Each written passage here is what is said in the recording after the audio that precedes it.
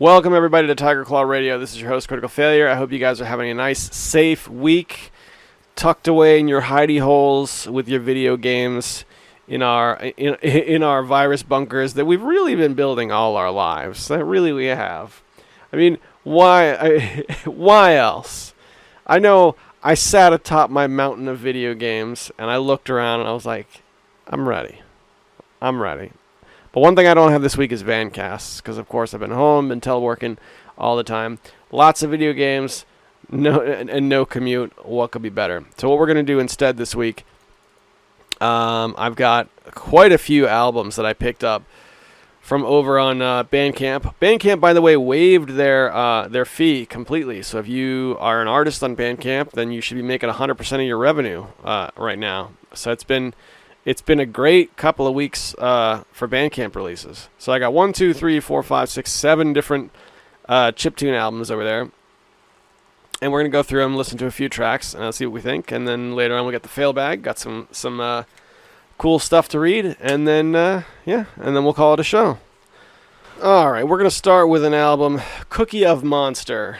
And the album cover is literally just a screenshot from Famatracker. He's got some Famatracker covers of some songs, and we got eight. There's 8 tracks on this album. Looks like it runs for about 22 minutes. So I've got my son here, and we're gonna do our pick battle that we've done in the past. We just went through all the tracks. My song is better. And not even close. And you're gonna see whose song is better. I think we already know the answer. Well, you want firsties? You want? Yeah. All right, I'll give you firsties. Okay, so he picked the 7th track on the album. Remember, it's an 8-track album. It was a close call between the 7th and the 6th. Right. But this one, I like this one better. Homestruck, Umbral Ultimatum, the 2019 remaster.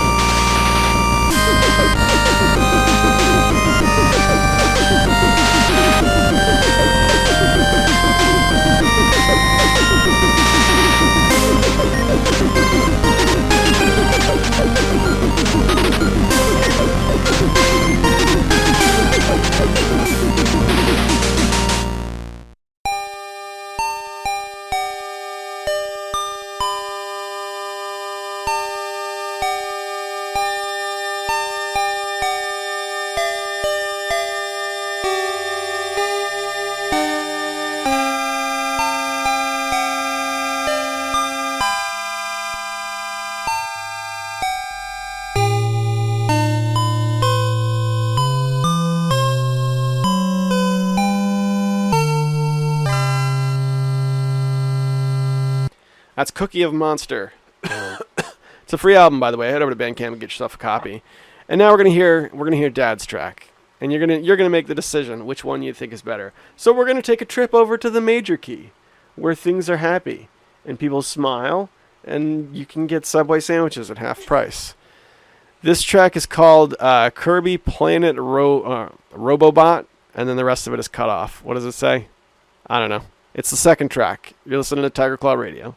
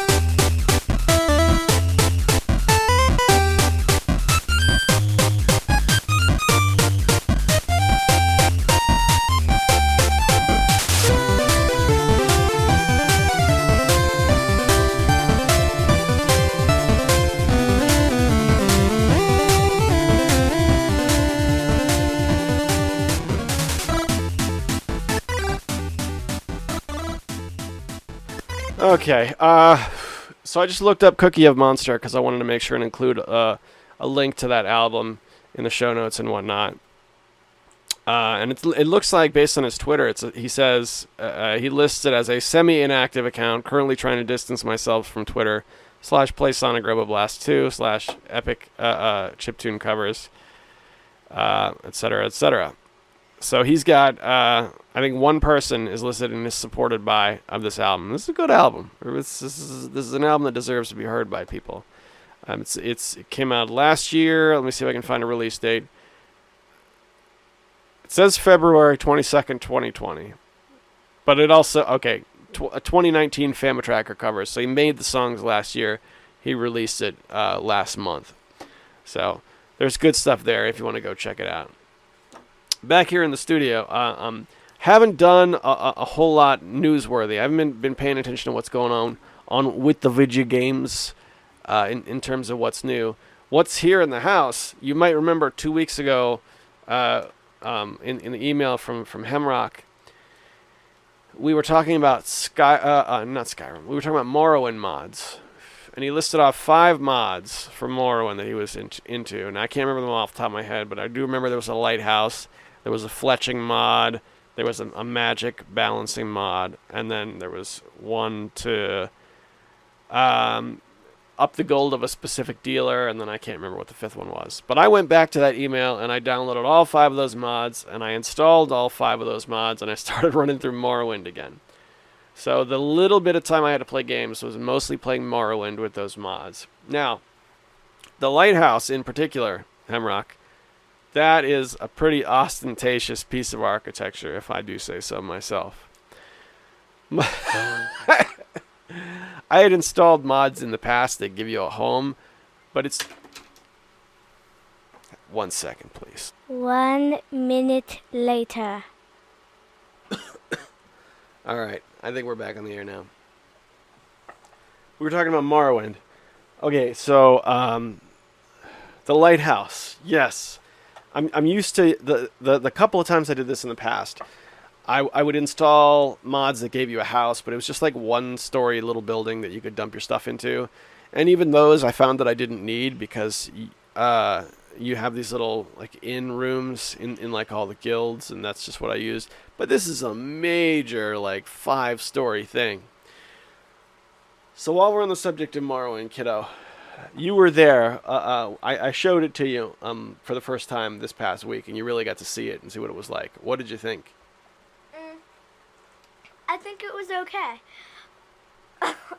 There was one part where I had my dad make a save, and then I had him jump off the top of that lighthouse because he had a save. It was pretty funny. Yeah, it was remember tall that? enough to kill me. So would you say it was a good puzzle game? All right, good strategy game. Excuse me. All right. I liked it when you stuck a sword down somebody's throat. Yeah, we had fun. I think Morrowind is a little bit more tame than its successors, which is why we were able to look at it together. Skyrim gets pretty scary. I think you can play Skyrim when you're a little older, but Morrowind is awesome. Let's see what we got next on the docket. So that was Cookie of Monster that we listened to last time. Let's see if we can do one more. My song is better. You really think so? Yup.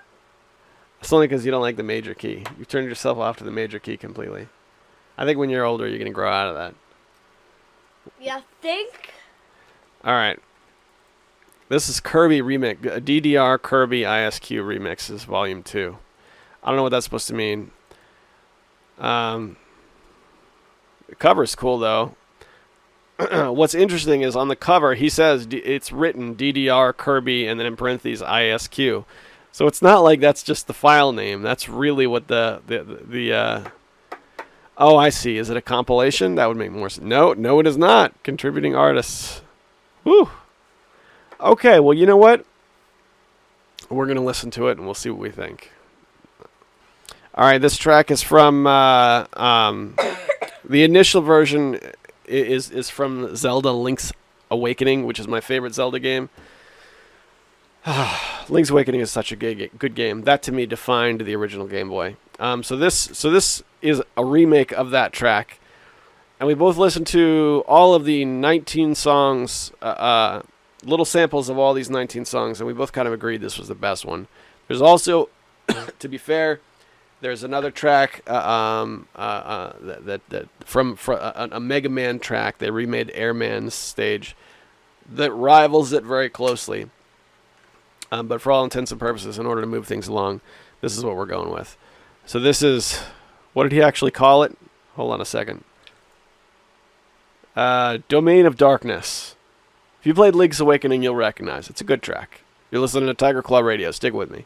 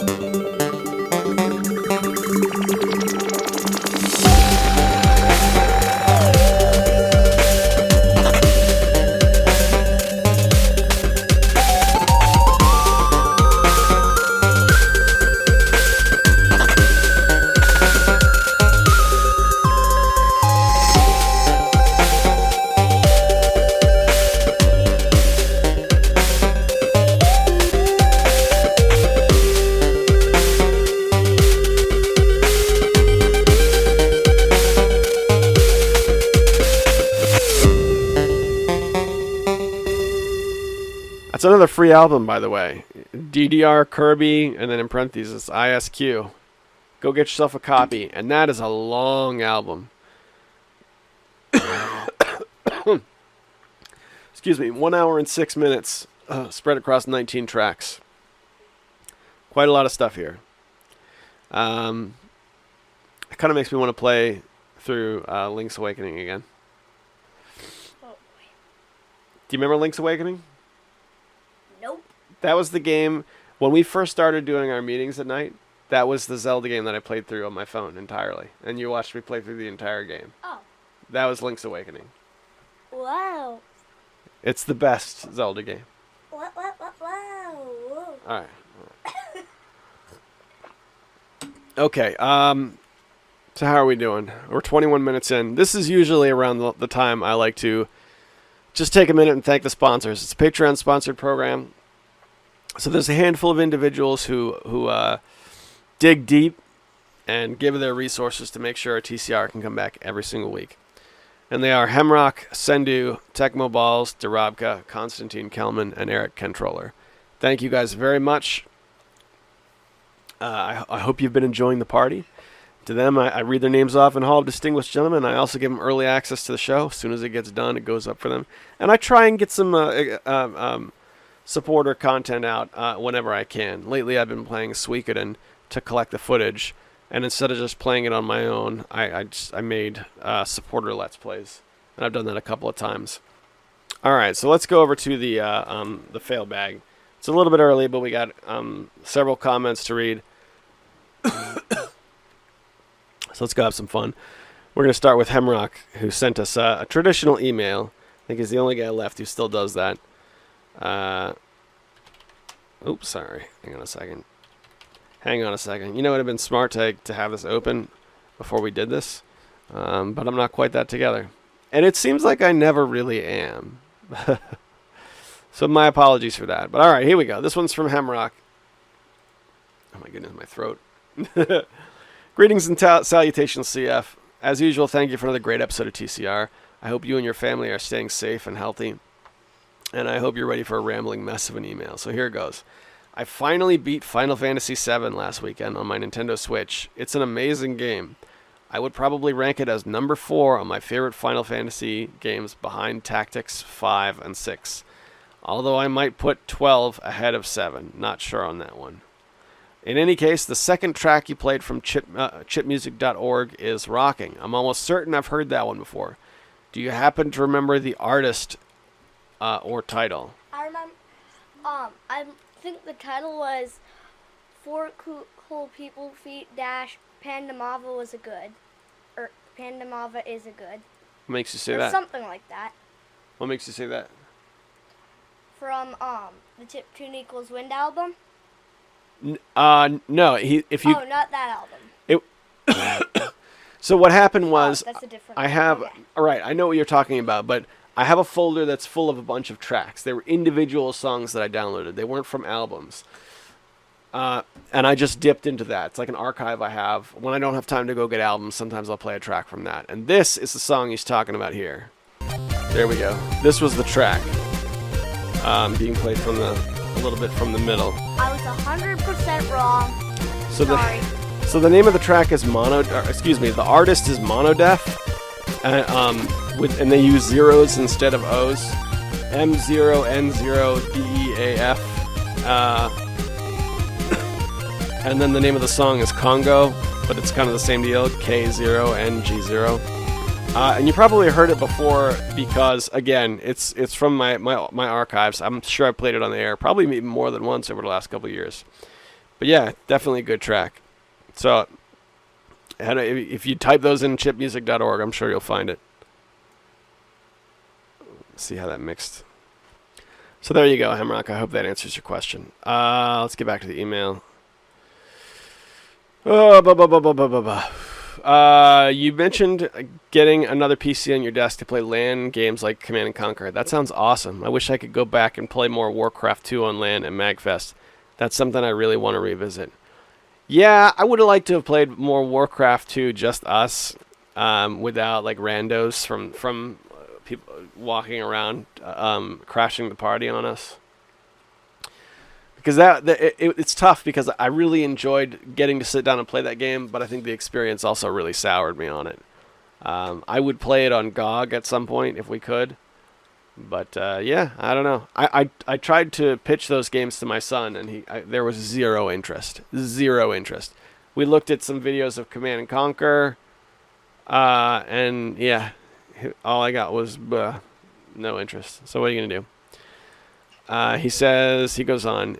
You spoke a bit about Doom in the last episode. My introduction to the Doom types was actually Chex Quest. I literally got it out of the box of a box of Chex cereal. It was a great 90s gaming moment for me. Ever played good old Chex Quest? I believe it's been officially released as freeware these days. You know what, Hemrock? I never have.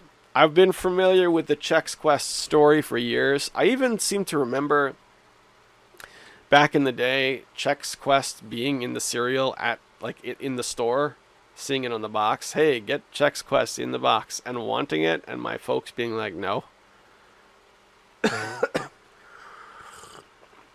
But I don't think I ever got around to playing it. I even remember there being, like, when I would play Doom online, like Xandronum, certain stages had assets from Chex Quest. But yeah, I never played the official legit game. It's been a hole in my gaming experience. I got to fill that one of these days. But let's get back to the email. Speaking of freeware, he says you used to talk more about that sort of thing. Do you ever play much freeware anymore? A while back, I looked for some good old freeware. Here's a few that I found interesting. 1. RPGmaker.net is a treasure trove of RPG goodness. Most of them are probably not worth your time, but here are some diamonds in the rough. Heroes Realm is one I'd recommend. They actually just updated it this month. By the way, before we move on, I have a game on RPGmaker.net. It's called Kolteka. It was a demo that I made nearly 10 years ago when I was in college. I submitted a second game to RPGmaker.net, which was like a joke game. And they were just like, no thanks. They didn't take it. But yeah, so yeah, there's good stuff on there. Number 2, AM2R. It's a spiffy Metroid game in the vein of Super Metroid. All right. 3, Sonic After the Sequel. Another 2D 16-bit Sonic game. But instead of some fancy ROM hack, it appears as if they've made a game from the ground up. Number 4, Mushroom Kingdom Fusion. A bizarrely fascinating 2D platformer that combines the likes of Mario Brothers, Sonic, Mega Man, Kirby, and more. And 5, Pokemon Uranium. Kazlab mentioned Pokemon in his audio comment. And this one you can play for free. Additionally, it's PC-based. No need to purchase a pesky new handheld console. We could even set up battles and trades via the Juice Bar forums if there's enough interest. What's with sports games and disappearing balls? Sorry to hear about your Genesis hardball frustrations. Yeah, man. I really dug hardball. But let's talk about a little bit about freeware. What did happen? I used to really be the freeware guy, and then I kind of drifted away from that. Maybe it was my introduction to Steam that got me to stop being into freeware. I know I used to have like the indie games freeware blog as my homepage, and whenever there was like a major freeware release, they would cover it, and I would know to get it. Now I never really know when there's an awesome freeware game. I don't have any sort of news feed drip anymore. Right? Because we used to have... what was the name of that show that you introduced me to? I think it was like Bite Jacker or something. Oh, man. What was it called? It's been gone a long time. And then they made their own game for the show, and it was like a zombie game. What was that called? I want to say Bite Jacker, but that probably wasn't it. Yeah, I would love to get into freeware again, man. And especially now, it seems like there's more of it.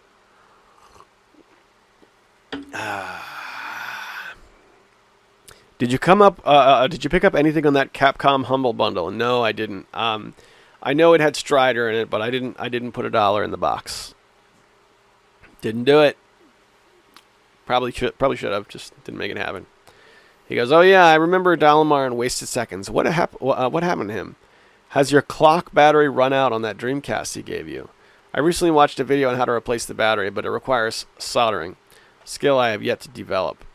However, I know you have some talent in that department, so it might be a nice little project for you and your son if you have a free time in your toilet paper bunker. Yeah, soldering is not hard. So it would require desoldering and then soldering on top of that. So I'd probably have to get some braided wire. They make this braided wire that's full of flux, and then you take the braided wire and you put it down over the solder joint, and then you heat up the wire, and then what happens is the flux causes the solder to suck up into the braided wire, and it's a pretty effective soldering remover. It gives you a nice clean spot. It's like the soldering things down is very, very easy. It's just cleanly taking something out requires a little bit more skill, I think.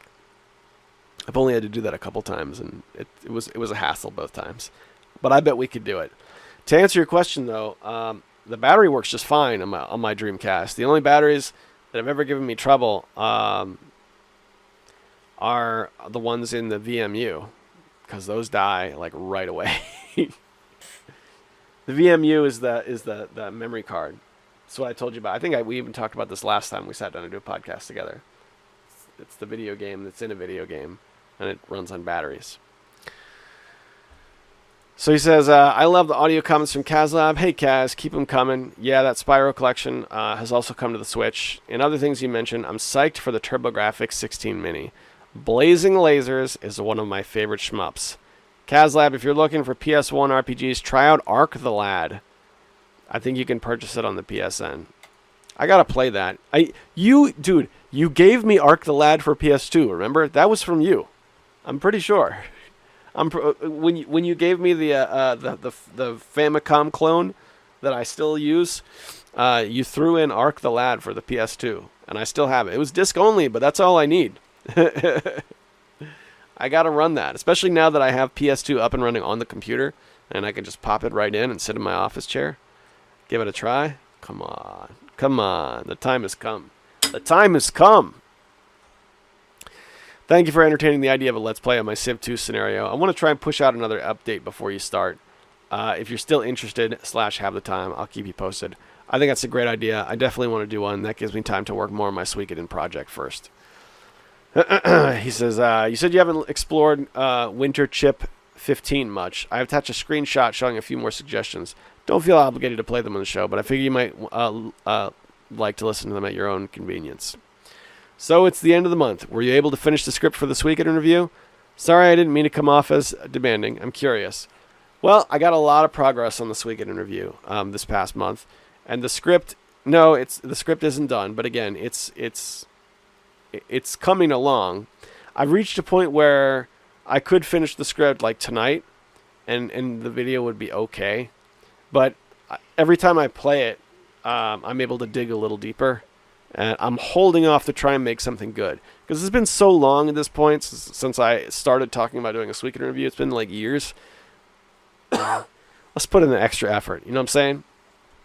We're going to make it happen. It's going to get done. But yeah, it's actually coming along. So thanks for that. Let's see. We've got almost done. He says, the idea of a 3 days meetup is an awesome one. If I happen to have a TurboGrafx 16 Mini at the time, I'll bring it so we can have some Dungeon Explorer action. Just right after we eat at Cracker Barrel. Looking forward to it. Keep fighting the good fight, Hemrock. Hemrock, my man. Always good to hear from you. Yeah, this is something I've been thinking about for like a couple of years, actually. Because there was a time in which we all started to agree MagFest started to go south. Like there's still cool things that happen there, but I think last year when we went, the coolest thing about MagFest last year was that we were all there, you, me, and Sean. That was the coolest thing about MagFest. So I started kicking around this idea where it's like, if it goes bad, or if we just, because the price keeps going up and up and up and up every single year, it makes more sense instead of paying, $100 for a ticket, pay $200 and get an authentic TurboGrafx 16 or something like that. and then like plan an event around that or something. I don't know. It's a weird idea, but I don't know. It's what I've been kicking around for a while. I kind of just want to play Dungeon Explorer with a bunch of people. All right, let's see where we're at now. All right, excuse me. Let's head over to YouTube and see what's going on. I got one from Bijou Cevadas over on the Hidden and Dangerous video. This is one that I made a couple of years ago. And he said, how do you get the non-deluxe Hidden and Dangerous game? Which is an interesting question because you might remember the very first pilot episode I made of Tiger Claw Radio, way back, the inaugural day for President Barack Obama was when I recorded it. The game of the week that week was Hidden and Dangerous. And the reason why that was what it was because at the time you could head over to Abantonia and download it for free. And that was one way you could get the non-deluxe Hidden and Dangerous. Now I just buy it off of GOG. And that's what you saw in that video. I think it's like $6. Get yourself a copy of the game. And you can actually run, if you dig into the native files, there's ways to run just the vanilla version of the game. So it's all there. Let's drop down a little bit. Light Studios, send you, my man. So good to hear from you, brother. He says, I never understood the expression safe for work. No matter how clean a podcast is, I cannot think of any job that we let you listen to it out loud. I don't know about that. I think it really depends on what you do for a living, because I think that's more because like people don't want to listen to your podcast or whatever in the office. But safe for work, usually that's a term that people borrow from images, right? It's the term was coined based on what's on your screen, you know, and I think it just carries over. People use it because you say safe for work, and then it makes sense what you're talking about. But yeah, I used to work. I worked with a plumber, and some of the stuff that he would put on his radio was, not safe for work. But we listened to it at work because what are you gonna do? I don't know.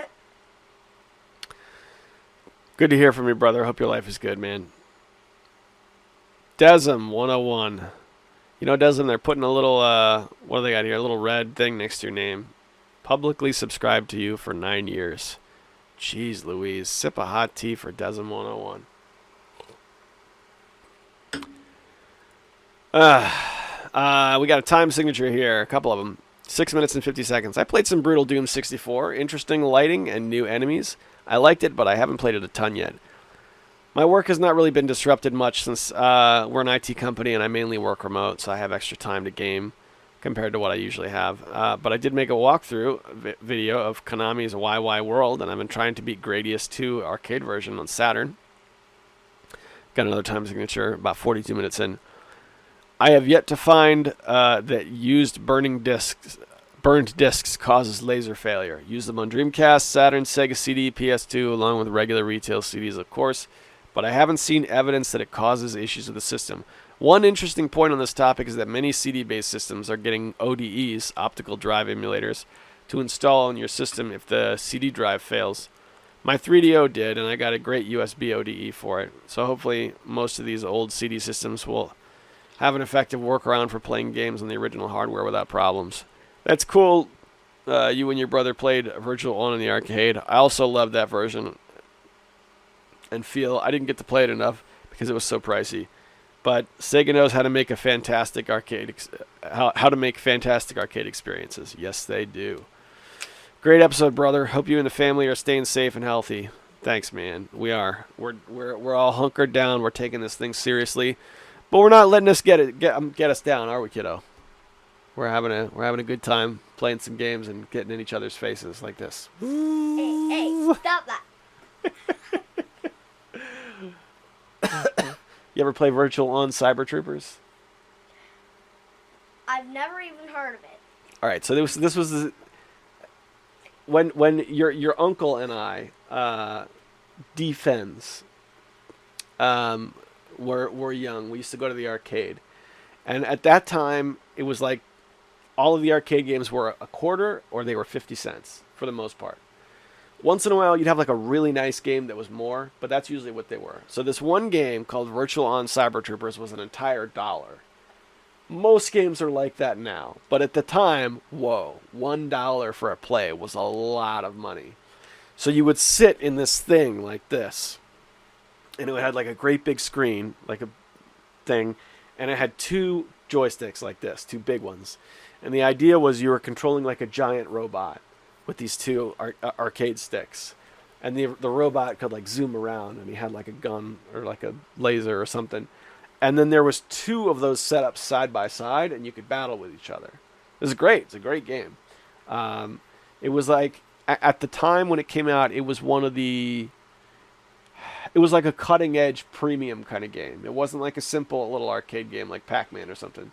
This was like the best thing that video games had to offer at the time. So there was a home version on the Sega Saturn that was also very cool. But this was one of the games that was like the arcade version was something special just because of the way they made it. There was nothing else quite like it. Let's see if I can get you a picture. Virtual On Cyber. I wish you guys could see the boredom in his face right now as I tell him this story.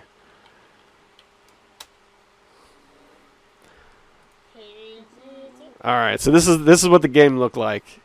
It was cutting edge at the time, but now there's a lot more you can do with 3D technology.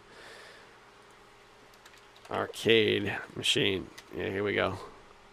Here we go. Look at this thing. It looks like a racing game when you look at it. Yeah. So you would sit in it. See if I can blow one of these up. And you had these two sticks you would hold like this. And to make them jump, you would like put them away from each other, and you could zoom forward and backwards. It was really cool. But it was expensive. And when you pay the $1, it didn't last very long either. It's not like you paid $1 and you get to play for like 20 minutes. So that was Virtual On Cyber Troopers. Awesome game. And they did make like a double stick thing so you could play it like that at home, but I never got to play with it. So that's what he's talking about. Desmond, good to hear from you, man. Hope your life is good. Enjoy that 3DO because I never got to play one. And thanks again for the Saturn, by the way. Don't think I forgot about that. Oh yeah, before we move on, I wanted to mention something about Brutal Doom. You said you played Brutal Doom 64. I tried Brutal Doom once. I did like it, but there was something weird about it. When you go on all the like the Doom custom mod forums, people seem to hate that mod for some reason, and I don't understand why. I think it has to do with the guy who made it. Like maybe there's stolen assets in it or something. I don't know what the deal is, but people in like the Doom scene don't like Brutal Doom, and I never quite figured it out. So I just wanted to point that out. It doesn't bother me. I thought it was great. Oh, it was a lot of fun. They took a game that was already like the goriest game when it came out, and they made it like 1,000 times gorier. So props for that. Here we go. This is one I've been waiting to read. This is from Alex Swingle. He writes, at 14 minutes in, you like bad games. That is what you like. By the way, chip off the old block. I'm surprised how many mannerisms he uses from CF.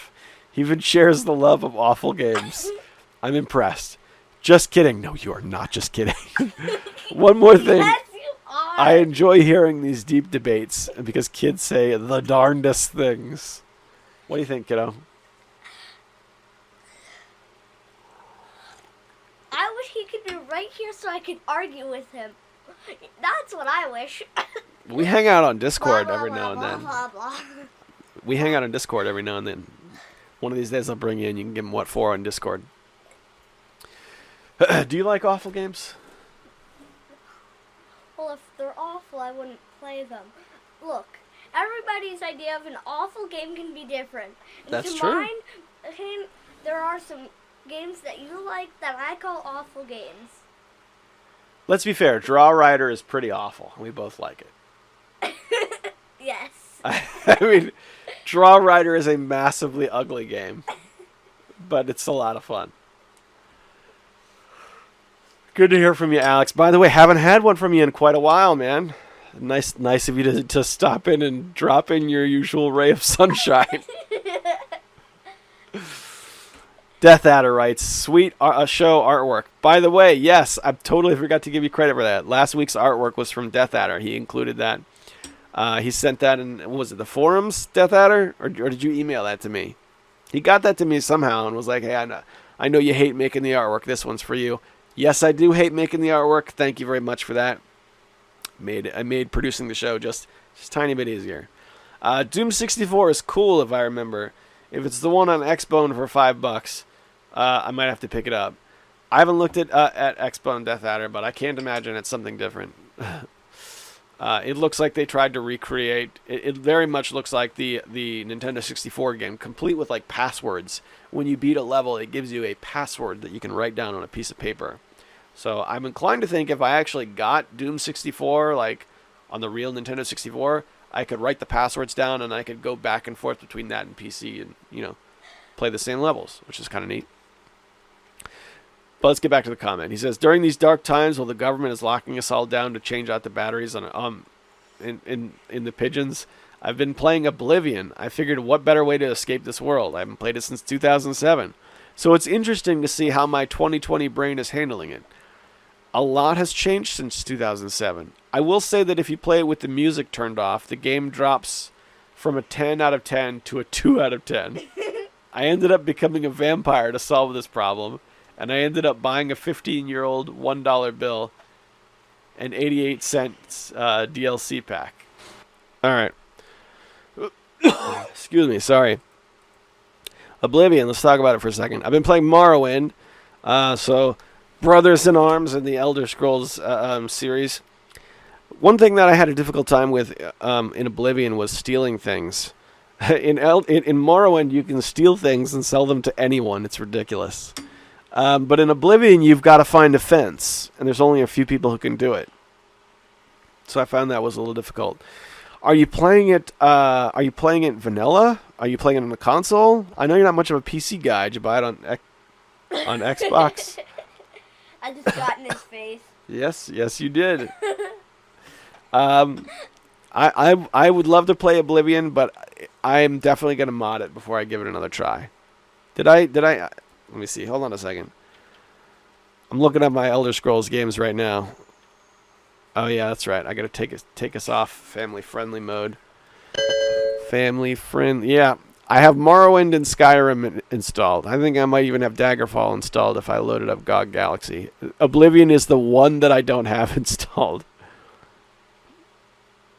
Yeah, I didn't get very far in Oblivion, to be honest, but I really did like it. Really did like it. At the time when it came out, I couldn't run it. I remember talking about it on Gooch and the Douchebag podcast back when it was like a brand new game. Pretty sweet, man. Pretty sweet indeed. All right. Yeah, and that's it. That's it. So good to hear from you, brother. See, we got a couple from Mecha Menace, and I think that's about it. Balls, if you're listening, since you like Pokemon and you're into PS1 RPGs, check out As Your Dreams. Especially if you want to avoid the complications of and drudgery of going through the RPGs CF recommended. Ouch. It's a dungeon game mixed with Pokemon. Also, Mega Man Legend games are more action than RPG. Think Zelda, since they're 3D. Think Ocarina of Time. I recommend giving them a play. Rock and roll. He also says, I thought you guys knew about the Saturn RIA. The Saturn is most likely playing off a device that plugs into the disk drive. Cable plugs into that board.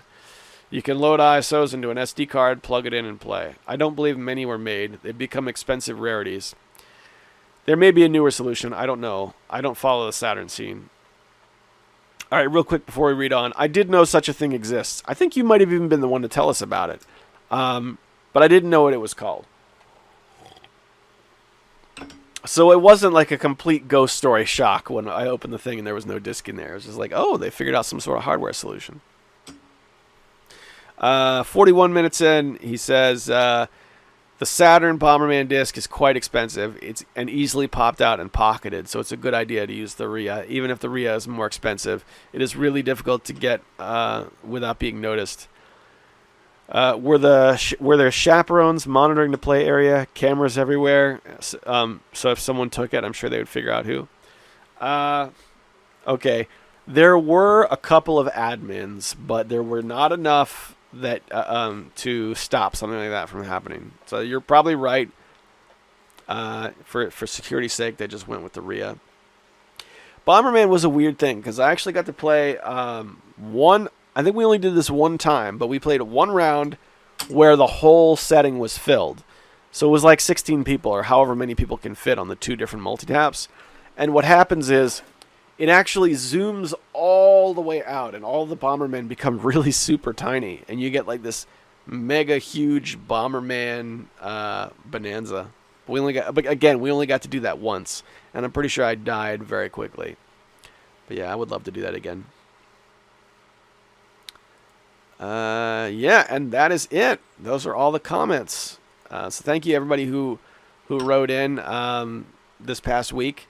We are 51 minutes in, so that's the show. That is what I got on this lockdown special for Tiger Claw Radio. And with that, everybody, this is the part of the show where I like to take just a few seconds to say keep at it, keep thinking positive. Especially during all this lockdown time, everybody's all scared that they're going to get the coronavirus and they're going to keel over. Definitely take this thing seriously, but don't let it get you down either. This is a weird time that we're in. These are stories that people are going to be telling for years and years and years to come. I want you to be able to tell people that while all this was going down, you were laughing your butt off, playing as many video games as possible, and just having an awesome time. Because that's what we're doing. We're having a great time here. And I hope you guys are as well. Take care of yourselves. Stay healthy. Wash your hands. I'll see you next week.